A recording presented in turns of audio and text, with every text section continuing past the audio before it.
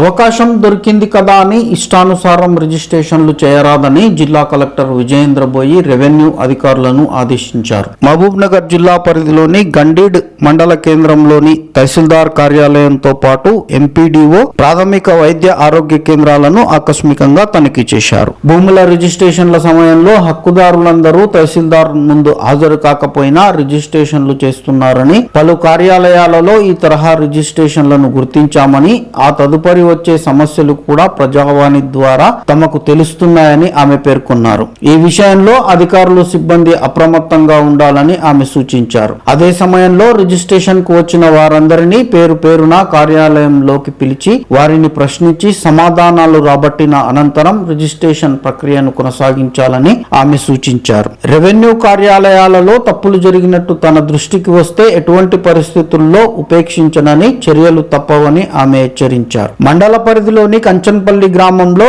అంగన్వాడీ కేంద్రాన్ని పరిశీలించి అక్కడి విద్యార్థులకు అందిస్తున్న పౌష్టికాహారము, విద్యాబోధన విషయాలను అడిగి తెలుసుకున్నారు. అంతకుముందు మండల కేంద్రంలో స్టేట్ బ్యాంక్ ఆఫ్ ఇండియాకు వెళ్లి రాష్ట్ర ప్రభుత్వం ప్రకటించిన రైతు రుణమాఫీ ద్వారా వచ్చిన రైతుల జాబితాతో పాటు ఆ సొమ్మును రైతుల అకౌంట్లలో జమ చేస్తున్నారా లేదా అని బ్యాంకు అధికారులను అడిగి తెలుసుకున్నారు. ప్రభుత్వ పథకాల ద్వారా లబ్ధి పొందే విషయంలో ఎటువంటి అవాంతరాలు, ఇబ్బందులు ఎదురైనా తనను నేరుగా సంప్రదించాలని రైతులకు ఆమె సూచించారు.